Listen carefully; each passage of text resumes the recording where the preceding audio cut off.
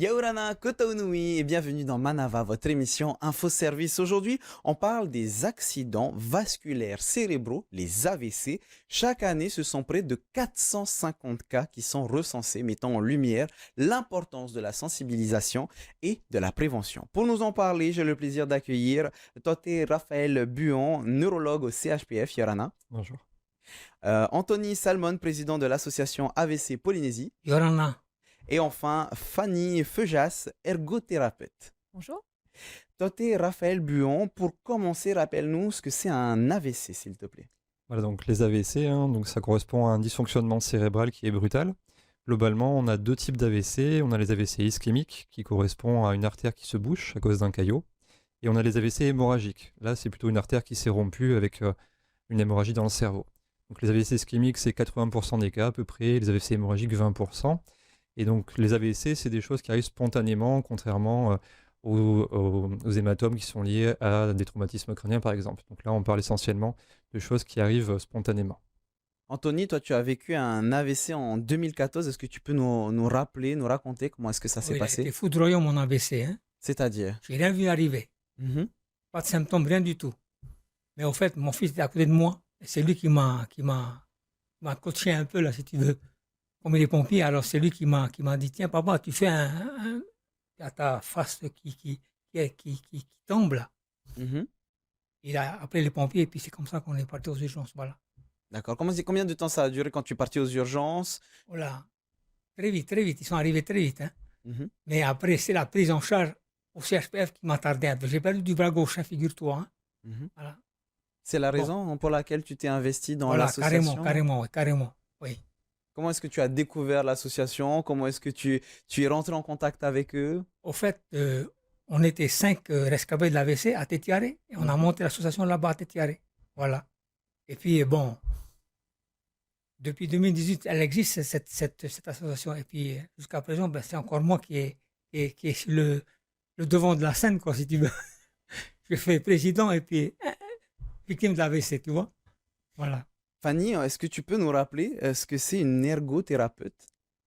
Alors, une ergothérapeute, l'ergothérapie, c'est une profession paramédicale.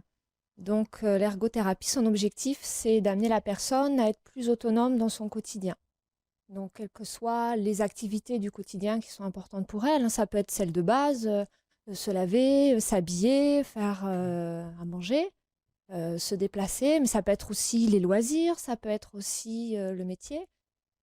Comment la personne avec un handicap peut ensuite reprendre son travail. L'ergothérapie s'attache à accompagner la personne dans toutes ces situations-là. Donc, soit en travaillant sur la personne en elle-même, ses forces, ses faiblesses. Donc, quand il y a des faiblesses, essayer de les compenser par ses forces. Ça peut être aussi en travaillant sur l'environnement. L'environnement va générer du handicap. Donc, si on l'adapte, il va y avoir moins de handicap, voire même on va éliminer les situations de handicap. Ça peut être aussi par rapport à l'activité. L'activité, elle ne peut pas se faire normalement. Comment on peut tricher sur l'activité? Comment on peut arranger l'activité, mettre des aides techniques pour que la personne arrive le plus possible à se débrouiller dans son quotidien et gagner une qualité de vie supérieure et vivre mieux avec son handicap. Tu nous parles de tricher ou d'adapter. Est-ce que tu peux nous donner des exemples concrets? En fin de compte, c'est... par exemple, ça peut être les aides techniques. Une personne qui n'a plus l'utilité d'un des bras. Comment est-ce qu'elle va faire pour couper sa viande? Il va y avoir des outils, des aides techniques. Ça peut être le couteau-fourchette pour pouvoir arriver à couper à table. Puis pour faire la cuisine, comment est-ce qu'on fait si jamais on n'a qu'une main? Du coup, il y a des petits objets qu'on adapte, une planche à découper, on met des petits clous dedans. Ça permet de maintenir les légumes, la viande et la personne peut peler, découper... Donc, toutes ces choses-là, il faut le pratiquer et puis il faut aussi connaître ces objets et pouvoir les tester pour pouvoir justement estimer si c'est l'aide technique dont a besoin la personne. Donc oui, il y a un petit côté pratique. Alors, on y reviendra un peu plus longuement, mais avant d'être accompagné, revenons sur l'AVC en lui-même avec Toté. Quels sont les symptômes les plus courants des AVC? Donc effectivement, les AVC ont des symptômes qui peuvent être très différents d'une personne à l'autre. Et donc, deux personnes avec un AVC n'ont pas forcément les mêmes symptômes. Le plus courant, c'est un déficit donc, moteur. Donc c'est une paralysie qui peut être du côté droit ou du côté gauche. Ça peut toucher le visage, donc avec une paralysie faciale. Ça peut toucher le bras, la jambe ou les trois en même temps. Et le déficit moteur, il peut être des fois très léger et pourtant ça peut quand même être un AVC. On peut aussi avoir des troubles de la vision, avec la vision d'un côté qui disparaît, ou encore des difficultés pour parler, avec des fois des gens qui sont incapables de comprendre ou de parler. Et où, des fois, bien sûr, on peut avoir tous ces symptômes en même temps, donc pour les AVC les plus sévères. Anthony, comment est-ce qu'on doit réagir? Parce qu'on va prendre l'exemple de ton fils qui était à côté de toi. Mhm. Comment est-ce qu'on doit réagir quand on voit ces symptômes auprès de sa famille, de ses amis ou dans la rue, tout simplement? Un numéro, le 15, c'est tout. Le Simple, 15. rapide, Voilà, efficace. simple. Là, il faudrait que tu mettes ça dans ton mini aussi, 15, Mhm. le SAMU. Ça, c'est primordial, tenté, hein. Et sur le moment, Oui. on peut faire quelque chose, on peut vraiment rien faire. Alors effectivement, la priorité absolue, c'est d'arriver aux urgences le plus rapidement possible. Dès les premiers symptômes de l'AVC, il ne faut vraiment pas attendre. Il ne faut pas se dire, bon, je vais attendre un peu, je vais aller me reposer, je vais voir si Mhm. ça passe, parce que c'est une perte de chance finalement, parce que à la phase aiguë de l'AVC, donc dans les premières heures qui suivent l'AVC, c'est là qu'on peut faire quelque chose pour faire régresser les symptômes. Si on attend trop, c'est trop tard, et on se retrouve Mhm. effectivement des fois avec des séquelles d'AVC. Donc le premier réflexe, effectivement, tu l'as dit Anthony, c'est faire le 15. Même si on n'est pas sûr que ça peut être un AVC ou pas, le 15, ils vont pouvoir vous répondre, ils vont pouvoir vous renseigner, vous dire si oui, ça vaut le coup d'aller aux urgences ou pas. Donc c'est vraiment le seul réflexe à avoir. Et effectivement, toi, quand tu es près de la victime, bah, tu peux pas faire grand-chose à part éviter qu'elle se blesse si jamais elle est tombée, par exemple. Mais il faut vraiment prévenir les urgences en priorité. Et est-ce qu'il y a d'autres méthodes à faire pour pouvoir aider le patient à ce moment précis, le faire s'allonger ou quoi que ce soit? Tu nous disais, on peut rien faire, mais il y a quand même des gestes, des premiers secours. Alors on est d'accord, hein, on le met en sécurité, donc en général on l'allonge à plat dos, Mhm. on s'assure qu'il puisse respirer correctement, qu'il n'y a pas un vêtement qui serre le cou, etc. Qu'il n'y a pas d'environnement qui est dangereux s'il est au milieu de la route, etc. Et ensuite, vraiment la priorité, c'est on appelle les secours. Est-ce qu'il y a, tu nous parlais des séquelles, quelles sont-ils? Tout à l'heure, Anthony, tu nous parlais de ton bras Mhm. gauche. Est-ce qu'il y a d'autres séquelles? Quelles sont-ils? Alors, tous les symptômes qui apparaissent après un AVC peuvent ensuite plus ou moins régresser. Alors, ça peut régresser grâce au traitement dont on va reprendre un peu plus Mhm. tard, mais ça peut aussi ensuite s'améliorer spontanément avec la rééducation, avec le temps aussi, hein, parce que le temps permet au cerveau de cicatriser. Mhm. Mais il peut rester donc un déficit moteur, il peut rester des fois des gens qui n'arrivent plus à communiquer, ou les troubles de la vision, ou des fois c'est juste des troubles sensitifs qui peuvent rester aussi, avec une vie qui est plus ou moins impactée par l'importance des troubles, effectivement. Est-ce qu'on peut anticiper pardon, un AVC si par exemple on parle d'anévrisme dans certains cas? Rappelle-nous ce que c'est et si on peut anticiper tout ça. Alors les anévrismes, c'est très particulier, effectivement, c'est une cause d'AVC hémorragique. Mhm. Donc dans certaines situations un peu particulières, quand dans la famille il y a déjà eu des ruptures d'anévrisme, on peut faire une recherche avec une IRM cérébrale, par exemple, mais c'est finalement assez rare qu'on les découvre avant qu'il y ait l'hémorragie dans le cerveau. Donc il n'y a pas trop de manière d'anticiper un AVC, si ce n'est s'occuper de ses problèmes de santé avant que ça s'aggrave et que ça finisse par déclencher un AVC. Notamment pour les AVC ischémiques, bah, c'est le tabagisme, c'est l'hypertension, c'est le diabète, le cholestérol. Tous ces éléments, c'est important voilà, de les prendre en charge avant d'en arriver à faire un AVC, ce qu'on appelle aussi la prévention. Anthony, finalement, l'hygiène de vie, on vient d'en parler là, hein, avec le tabagisme par exemple, c'est quelque chose que vous parlez dans l'association? Exactement, ouais. Alors moi, je fume pas, je bois pas, je mange pas gras, mais moi, c'est le stress qui m'a foutu par terre, figure-toi. Le stress, Le stress, c'est-à-dire? voilà. Détaille-nous quel Oh, stress? je sais pas, il faudrait demander à tenter. Parce que moi, le stress, il est arrivé comme ça, hein. C'est le travail, les Ouais, problèmes j'avais de une la vie surcharge de quotidienne? travail juste avant mon AVC. Mhm. Voilà. Tenter, le stress, c'est peut-être un des éléments déclencheurs principaux? Alors le stress, on en parle souvent, mais en fait, le stress en lui-même ne suffit pas pour déclencher un AVC, mais c'est vrai que ça peut participer déjà à des poussées d'hypertension. Mm. Et ça, on sait que ça peut Oui, déclencher des c'est AVC, vrai. à la fois ischémiques ou hémorragiques d'ailleurs. Mais c'est vrai que c'est souvent rapporté par les patients comme Mm. le facteur qui a un peu déclenché tout, mais probablement qu'il y avait déjà quelque chose qui se passait dessous depuis longtemps. Fanny, toi, tu suis des personnes qui ont subi un AVC. Comment est-ce que ça se passe l'accompagnement après l'AVC? Alors, l'ergothérapie Mhm. suit l'AVC. Bah, dès dès les premiers moments, on va dire, dès lors qu'ils sont plus aux urgences, il peut y avoir un accompagnement en ergothérapie. Donc ça peut être déjà juste l'installation au lit pour éviter justement les attitudes vicieuses, pour positionner le membre hémiplégique. Donc ça commence vraiment dès le début. Ensuite, dans le cheminement, il va y avoir le côté rééducation, réapprendre les gestes pour attraper des objets, pour développer la motricité et la récupération sensorimotrice. Ça va être aussi accompagner la personne dans la prise de conscience de ses troubles cognitifs. On parlait qu'il y a le langage, qu'il y a la personne qui a du mal à regarder sur un côté, qui oublie son hémicorps. Tout ça dans le quotidien, c'est très compliqué parce que comment est-ce qu'on s'habille, comment est-ce qu'on se douche, comment est-ce qu'on se déplace, comment est-ce qu'on fait la cuisine quand on a ces difficultés-là. Donc en fait, on accompagne vraiment dans le parcours tout au long la personne pour réapprendre tous ces actes du quotidien. Et donc là, moi, actuellement, je travaille en libéral, donc je vois plutôt les personnes après rééducation, donc s'ils sont sortis de tétiaré ou s'ils n'ont pas pu y aller, ils rentrent à la maison. Mhm. Et donc, ils se retrouvent en situation de handicap dans leur milieu de vie. Et donc là, travailler avec les personnes dans leur milieu de vie, ça permet d'adapter leur environnement. Qu'est-ce qu'on peut mettre en place pour que la maison soit adaptée quand on est en fauteuil roulant ? Pour que la personne puisse aller à la salle de bain, dans sa cuisine, sans être gênée par des marches, donc adapter l'environnement. Et puis aussi se mettre en situation réelle à la maison. Parce que même si tu as été en rééducation, que tu as appris à faire la cuisine, tu es tiaré, la cuisine elle est adaptée. Mais à la maison, c'est pas pareil. C'est plus compliqué. Comment est-ce qu'on s'y prend? Comment on organise la cuisine? Comment est-ce qu'on s'organise avec un handicap pour pouvoir arriver à refaire les choses? Donc tout ça, ça se fait ensuite à domicile, en situation réelle. Et c'est là, en fin de compte, où l'ergothérapie prend tout son sens. Parce que comment est-ce qu'on fait à la maison pour se débrouiller? Alors Mais là, l'important, c'est d'être actif pour ces gens-là. Parce que quand ils rentrent avec un handicap, ce qui est difficile, c'est que il faut arriver à se réadapter. Et après un AVC, l'adaptation n'est pas toujours évidente. Donc, il faut se réadapter à son environnement sans être accompagné. Et donc là, l'ergothérapie aide beaucoup, mais aussi par rapport à la famille. là, on parle du côté plus physique. Toi, mais ça doit avoir quand même un impact psychologique. Comment est-ce qu'à l'hôpital, on accompagne les personnes qui ont subi un AVC?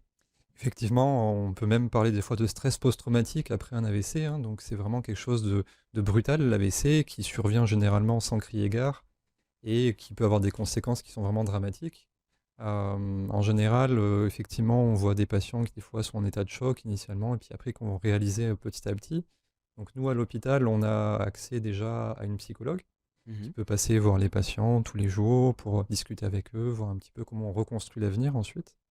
Et puis on a aussi accès à des tradipraticiennes, donc qui peuvent venir faire des massages traditionnels, qui peuvent venir faire du magnétisme, et qui peuvent vraiment aussi aider à la prise en charge à la phase aiguë, et puis ensuite pour la récupération. Toutes ces thérapies alternatives viennent en complément ou est-ce que ça a vraiment comment dire, un effet positif sur le corps de la personne et même sur l'esprit, la psychologie de la personne? Clairement, on ne peut pas séparer le côté physique et le côté psychologique, hein, surtout après un AVC. Et donc tout est complémentaire et tout a un effet vraiment qui est visible quasiment immédiatement, hein. Si on ne s'occupe pas de prendre en charge le côté psychologique après un AVC, on a des résultats de récupération, de rééducation qui sont nettement moins bons que si on prend en charge la personne dans sa globalité. Anthony, de ton côté, est-ce que tu as eu besoin justement de ce soutien psychologique? En fait, je me suis débrouillé tout seul. C'est-à-dire? Voilà. J'ai travaillé sur moi-même. Le Mhm. mental d'abord, et après, à l'éducation, la marche tous les matins. Ça Comment ça m'a. s'est passé au quotidien, hormis la marche, comment ça s'est passé au quotidien, psychologiquement parlant? Oh, c'est pas évident, hein. Hmm. J'ai mis une année à remonter la pente, hein. C'est pas évident. Dans quel sens quelle idée tu as gardé en tête pour pouvoir continuer à avancer tous les jours? Oh, c'est le fait que c'était un combat, hein, un challenge à relever de tous les jours. Hmm. Je voulais gagner ce combat. Je suis encore là aujourd'hui, là, tu vois. Est-ce Donc, que l'association est là justement pour soutenir alors psychologiquement? nous, je te dis, on est là en accompagnement moral et psychologique, c'est tout, hein. On n'a pas de fonds pour aider quel que soit, hein. Rien du tout, hein. Donc, qu'est-ce qui est mis en place dans cet accompagnement? Des journées Alors, de discussion? voilà, des rencontres, voilà. Mhm. justement, le 29 octobre, on aura des échanges entre victimes et puis le public, voilà, qui viendront témoigner de leur vécu d'AVC. Alors, la recherche évolue hein, tous les jours. On ne traite pas un AVC aujourd'hui comme on le traitait il y a 40 ans. Mhm. Justement, Toté, est-ce qu'il y a des améliorations pardon, sur la prise en charge des AVC? Effectivement, hein, donc quand je vous disais qu'il fallait arriver le plus tôt possible après un AVC, c'est parce qu'on sait qu'on a une fenêtre de 4h30 pour mettre en place des traitements qui vont permettre généralement de résoudre le problème, surtout pour les AVC ischémiques. On va pouvoir en fait déboucher l'artère qui est bouchée par le caillot. Mhm. Et donc pour ça, on a deux grandes techniques. Une technique qui s'appelle la thrombolyse, qu'on peut mettre en place donc, dans les premières heures. Et quand elle marche, en fait, on peut voir récupérer le patient presque instantanément de ses symptômes. Alors, la deuxième technique qui est plus récente, qui date de 2015, s'appelle la thrombectomie. Donc là, c'est un radiologue qui va venir avec un petit fil, en fait, venir dans les artères du cerveau et venir déboucher directement l'artère en retirant le thrombus. Ça, c'est la technique à l'heure actuelle qui est la plus efficace, celle qui, en métropole, se met en place. Et malheureusement, ici, on a encore un peu de mal à le faire, notamment parce qu'on manque de personnel qui est formé à cette technique. On a eu la chance, là, ces dernières années, d'avoir un radiologue qui savait le faire, mais qui est reparti en métropole. Donc on espère dans les prochains mois, prochaines années, pour vraiment mettre ça en place. Fanny, par la suite, c'est là que rentre en jeu le métier et le rôle de l'ergothérapeute. Combien de temps peut durer votre traitement? Le traitement de l'ergothérapie peut être assez long parce que, comme je disais, on peut être là dès le début. Hein, et après, c'est l'accompagnement à domicile. Donc, c'est jusqu'à ce que la personne soit satisfaite de son autonomie, de sa qualité de vie. Donc, on vise surtout à l'accompagner dans ce qui est important pour elle. Une personne qui cuisinait pas avant, on ne va pas l'accompagner à faire la cuisine, ça n'aurait pas de sens. Bien Puis, sûr. souvent, il faut faire ses choix aussi parce que l'AVC, c'est fatigant au quotidien. Qu'est-ce qui est important pour que la personne puisse faire seule? Donc, c'est là-dessus qu'on joue. On parle avec la personne sur sa vie au quotidien. Qu'est-ce qui est important pour toi? Qu'est-ce que là, dans ton quotidien, tu as envie de pouvoir faire seule? Et après, on travaille à fond là-dessus. Et donc, effectivement, l'ergothérapie peut accompagner jusqu'à ce que la personne soit satisfaite. Ça peut être assez rapide. Des fois, il s'agit juste de certains tips, certains aides techniques, un aménagement de l'environnement, une réorganisation de l'espace, une prise de conscience de la personne, de la façon dont doivent se dérouler les étapes. C'est vraiment très, très variable. Puis ça dépend aussi du déficit de la personne également, parce qu'on a vu, il peut y avoir un handicap moteur, mais il peut aussi y avoir un handicap cognitif. Et donc, il faut prendre en compte tout ça pour que la personne arrive à compenser et à mettre en place des bonnes stratégies. Et puis, il y a aussi la famille qui est importante. Justement, Parce j'allais y que, venir parce qu'il y a voilà. le côté psychologique finalement. En fait, la famille, ce qui est important, c'est qu'elle sache qu'est-ce que peut faire la personne en situation de handicap. Parce que souvent, il peut aussi y avoir une famille qui est trop bienveillante et qui veut non, non, mais ça lui prend du temps, je vais faire à sa place. Et en fait, le rôle de l'ergothérapeute aussi, c'est d'accompagner la famille, de la rassurer, de dire non, mais cette personne, ça peut être ton mari, ta femme, ta grand-mère, elle peut faire. Il faut la laisser faire, c'est important pour elle. Ça lui prend du temps, mais elle le fait. Mm. Si jamais tu lui enlèves tout ça, si elle peut plus faire, il lui reste plus rien dans son quotidien. Donc c'est important de laisser faire et d'accompagner la famille pour montrer jusqu'où peut aller la personne et comment être là. Est-ce qu'il faut être présent en surveillance? Est-ce qu'il faut juste donner des indications orales et laisser faire en fait? C'est aussi doser quelle aide va avoir besoin la personne pour arriver à faire au quotidien. Donc il y a aussi cet aspect psychologique dont on parle depuis tout à l'heure. Finalement, même toi, en tant qu'ergothérapeute, ça t'arrive de pouvoir les accompagner Ah, psychologiquement, mais bien parler sûr, avec eux. ça c'est tout à fait, c'est la base. Il Mhm. faut justement savoir où en est la personne, quels sont les freins. Le psychologique peut être un frein aussi, c'est-à-dire qu'il peut y avoir certaines personnes qui refusent de faire différemment. Parce que non, non, mais je me suis toujours habillée debout, je continue à m'habiller debout. Il y a ce frein-là et il faut aussi tenir compte du temps. La personne Mhm. doit avoir le temps de faire son deuil et d'accepter de mettre en place des compensations et de faire différemment. Et ça, avec l'ergothérapie, on l'accompagne, bien sûr, on ne peut pas faire sans ça. Mais il y a aussi le psychologique de la famille. C'est difficile de voir sa mère, son père en situation de handicap. Quand une personne tenait la famille à pleine main et qui, du coup, mais qu'est-ce qui se passe? Mais ça ne veut pas dire que cette personne, on va la laisser de côté. Mhm. Comment réintégrer, en fait, une vie de famille, une cellule familiale avec une personne en handicap? Il y a aussi tout ça qui se travaille dans l'ergothérapie. C'est un tout. L'ergothérapeute prend aussi en compte cet environnement-là, matériel, mais aussi humain, parce que ce sont eux qui vont aider et qui vont aussi accompagner la personne à domicile. Alors, on parle depuis tout à l'heure des AVC et comme je l'ai dit dans l'introduction de cette émission, il y a 450 AVC, accidents vasculaires cérébraux, chaque année. Est-ce que tu penses, Anthony, qu'il faut sensibiliser encore plus le public? Ah, carrément, hein. Le 29 octobre, venez tous à Piret. Justement, Voilà, on va en parler. voilà. Il se passe quoi demain, le 29 octobre? Alors, demain, il y aura justement des stands de dépistage. Alors, prise de tension et contrôle de la glycémie. Voilà, c'est tout, hein. Et puis, du conseil et des échanges entre victimes d'AVC. Voilà. Parlons de cette journée un peu plus longuement avec toi et Raphaël. On parle de contrôle de glycémie. En quoi est-ce que ça a un rapport avec les AVC finalement? Effectivement, selon l'étiologie de l'AVC, en fait, selon la cause de l'AVC, on va pouvoir actionner différents leviers. Et on sait que dans la plupart des cas, et notamment en Polynésie, c'est beaucoup les maladies liées au mode de vie qui comptent dans la genèse de l'AVC. Et notamment le diabète, le cholestérol, l'hypertension, le tabagisme, tous ces éléments sur lesquels on peut agir, qu'on peut améliorer pour éviter de refaire un AVC ou de faire un premier AVC. Donc c'est vrai qu'il y a pas mal de gens qui ne se savent pas diabétiques, et on le découvre généralement quand ils font leur AVC, mais ça fait déjà des années pourtant qu'ils sont diabétiques.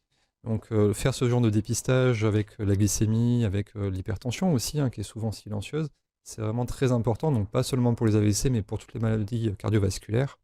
Et c'est comme ça qu'on peut diminuer le risque de faire un AVC et le nombre d'AVC par an, effectivement. On parle de tabagisme, de diabétisme, tu viens de les citer. Donc, on parle aussi de conseils pour cette journée du mardi 29 octobre.